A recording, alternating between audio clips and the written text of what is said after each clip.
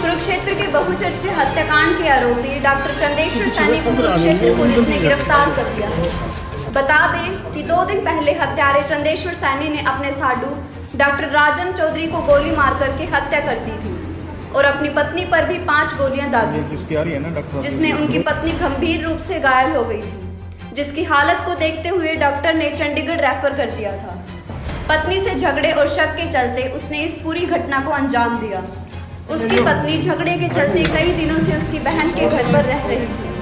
चंदेश्वर अपने साडू के घर पर 2 दिन पहले पहुंचा और उसने वहां जाकर के अपनी पत्नी के साथ झगड़ा शुरू कर दिया।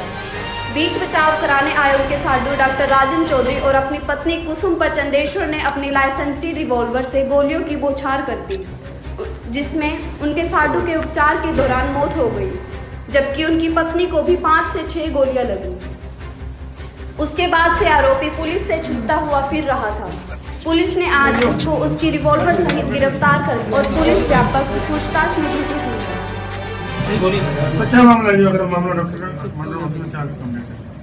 आप सबको जैसे पता होगा कि कल सुबह 7 बजे की एक घटना है। एक डॉक्टर ने एक अपनी वाइफ और एक दूसरे डॉक्टर जो रिश्ते में उसके अपना रिलेटिव थे, उनकी हत्या कर दी।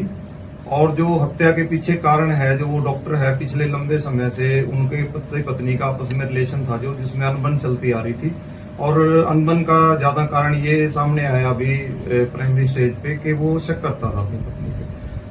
उसमें जब वो अपने साडू के घर पे यानी अपने जीजा के घर पे उसकी वाइफ जो थी मृतक के घर पे गई हुई थी, तो उसको वो बात करने गया और वहां पे जाके उनकी आपस में कहासुनी हुई। कहासुनी में जो उसके पास उसका पर्सनल वेपन था वो उसने फायर किए कहीं, और जो डॉक्टर थे उनकी मौके पे ही मृत्यु हो गई गोली चलने पर। और जो उनकी वाइफ थी इंजर्ड की आरोपी की वाइफ थी जो, उसको भी काफी गोलियां लगी, जिसको तुरंत प्रभाव से एडमिट कराया गया और जो अभी उपचार चल रहा है। अभी फिलहाल उनकी जान बच गई है।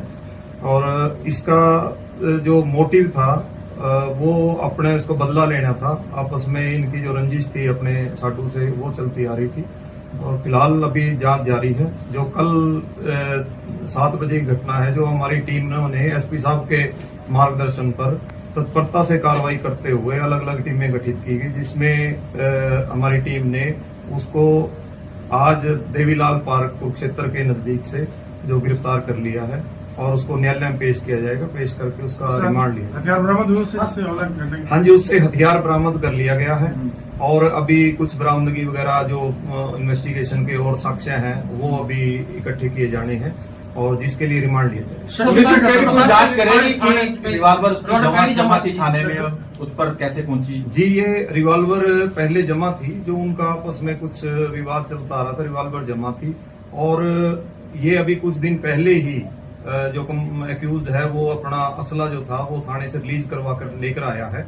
और उसमें एसपी साहब ने एक गजेटेड अधिकारी के अंडर एक जांच जो है वो जांच कमेटी गठित कर दी है और उन मुलाजमों की प्राइमरी स्टेज पे डिपार्टमेंटल इंक्वायरी खोल दी गई है। जैसी भी उसमें जांच में बात सामने आएगी उस हिसाब से कार्रवाई। शक किस पे करता था डॉक्टर? शक किस पे था? शक अपनी वाइफ पे।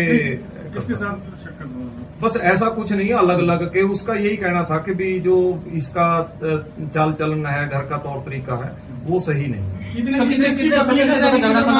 जी, कितने दिन से इसकी जो पत्नी है वो वहाँ पर रह रही थी साडू के पास? अभी कुछ करीब 1 हफ्ते के आसपास वो थी, बीच में चली गई थी और फिर दोबारा फिर आ गई। मर्डर करने के बाद कहाँ छुपा जी? कुछ मर्डर करने के बाद ये अलग अलग जगह जाता रहा, रोहतक की साइड गया, करनाल की, उसके बाद फिर ये वापस आया और इसको शायद कहीं ये भी पता चल गया था कि भी अभी वो बच गई है, तो उस पे घूम रहा था। अभी ये क्या इसका मोटिव था, आगे इसने जो पुलिस से छुपा है उस छुपने के दौरान इसने क्या सोचा, आगे क्या करना था, वो अभी सारा जांच का विषय है। उसके लिए रिमांड जो है पुलिस रिमांड जो है वो लिया जाएगा और रिमांड लेकर आगे। कितने अधिकारी एसपी साहब ने डिप्यूट किए कि जो रिवॉल्वर जमा थी और कैसे लेके आए, उसके लिए कितने अधिकारी? एसपी साहब ने डीएसपी साहब के अंडर जो है वो एक जांच की है जिम्मेवारी दी है और उस जांच कमेटी में जैसे जैसे अधिकारियों को जिसकी जो उनसे बयान या हेल्प की जरूरत होगी